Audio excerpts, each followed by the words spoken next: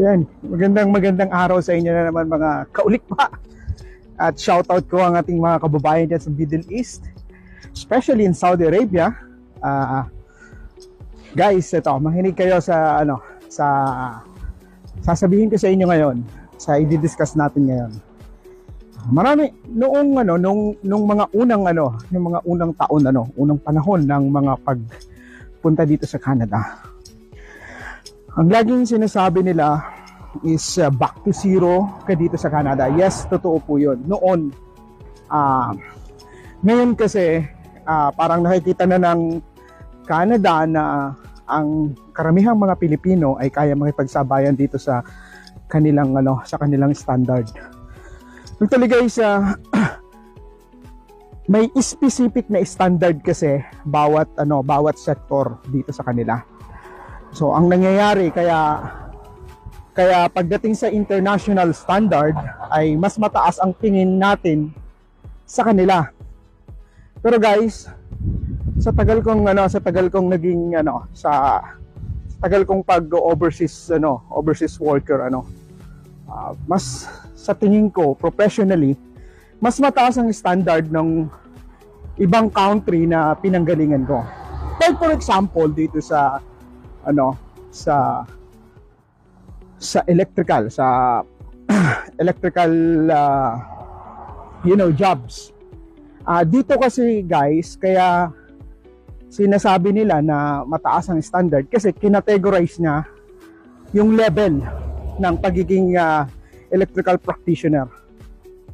So maganda sa tingnan talaga, maganda sa tingnan. Like for example, yung mga low voltage electrician, low voltage lang yung hawak nila. Kapag mga medium voltage yung yung license mo pang medium voltage lang. Iba rin yung high voltage electrician dito. That is fourth or fifth class engineering graduate ka dapat doon pagka yun ang mo dito. Sa atin guys, hindi ka masasabing professionally but technically ay kayang hawakan ng isang electrical practitioner yung low voltage, medium voltage, and high voltage, yung pagiging electrician sa ganon. So kung susumahin, mas mataas ang standard natin. Kasi bakit? Hindi natin kinategorize kung anong level tayo. 'Di ba? So since tayo ay isang overseas foreign worker dito, so yun lang, kailangan lang natin na sumunod dun sa syempre sa kanilang standard. Pero guys, ito para sa akin, that is my personal experience here in Canada. Makakarating ka dito, pwede kang pumunta dito na hindi ka magba-back to zero. I don't know on the other kind of professional jobs, right? Kagaya ng teacher, hindi ko masasagot yon. Doctors kasi mga regulated professional job siya dito sa Canada. But dun sa ibang term, sa ibang klase ng trabaho ay kung anong trabaho mo overseas, kung anong trabaho mo sa Pilipinas, pwede mong i-apply dito. And 100% pwede kang ma-hire doon sa trabaho. Mostly in the technical jobs.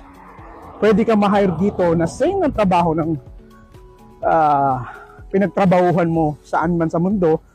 For example, ikaw ay galing ng Middle East, ikaw ay isang overseas worker. Kung ano yung trabaho mo doon, pwede mong i-apply dito. Kasi guys, napatunayan ko. Ako mismo. And then pinaliwanag din ng company na nag-hire sa akin. It's prerogative ng company kung tatanggapin ka o hindi. With or without the ticket. Kasi may mga institution, may mga company dito na pwede kang i-support to get the ticket. Diba? Ang kailangan mo lang ay ma-hire ka at may magtiwala sa yung employer papunta dito sa Canada. Diba? So kailangan nating patunayan na yung mga katulad natin, hindi kailangan mag-back to zero dito sa Canada. Para kasing traditionally, yun na lang ang nasa isip natin kapag pumunta ka ng Canada, kailangan mo mag-back to zero. hindi. 'Di ba? Siguro sa ibang sa ibang profession merong mga ganun, back to zero, kasi hindi mo siya pwedeng applyan kaagad kasi nga regulated dito. May mga regulated jobs naman dito na pwede kang i-support ng isang company to comply kung anong kailangan para makakapag-comply ka doon sa mga itinatakda ng guidelines ng gobyerno. So guys, kayo kung mga electrician kayo, mechanically inclined kayo, at kaya nyo patunayan yung skills, yung inyong kakayahan, lalo na doon sa may mga open work permit holder dito. Meron akong mga kakilala dito na dinala sila dito sa pamamagitan ng kanilang mga asawa, tapos mga technically skilled sila sa Pinas, but naging trabaho dito kasi ang nasa isip nila hindi nila pwedeng applyan. Pwede niyong applyan. You can try to apply kasi nga malay mo may employer na magtiwala sa iyo at i-support yung to get the industrial ticket. Kaya nga nagulat ako nung pwede pala. Kala ko pwede ka talagang back to zero ka kaagad dito at hindi mo makukuha yung professional job na ini-aim mo at meron kang line of experience. So ayan guys, yan lang ang gusto kong i-share sa inyo ngayon. Try lang, lalo na doon sa mga open work permit holder na nandito sa Canada. Kung ano yung mga skills nyo, i-apply nyo yan. At wag yung kahit anong trabaho, kahit out of line of your experience, tinatanggap. Kasi naniniwala ako sa sarili ko na kapag naglalagay ka ng mga details dun sa resume mo ng paiba-iba ng klase ng trabaho, hindi ka nakakaipon ng points sa skilled level mo. Yun. Pangalagaan mo yung yung details ng line of experience mo. Kasi habang humahaba ang line of experience mo and relations dun sa professional skills mo, ay tumataas yung offer. Yun guys.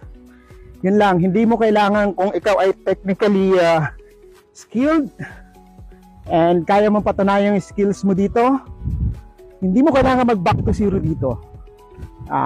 Kailangan mo lang magtiwala sa sarili mo. Kailangan mo lang makakuha ng mga employer na maniniwala sa iyo at siguradong mabibigyan ka ng chance at pagkakataon na makuha mo yung dream job mo dito sa Canada. Ayan.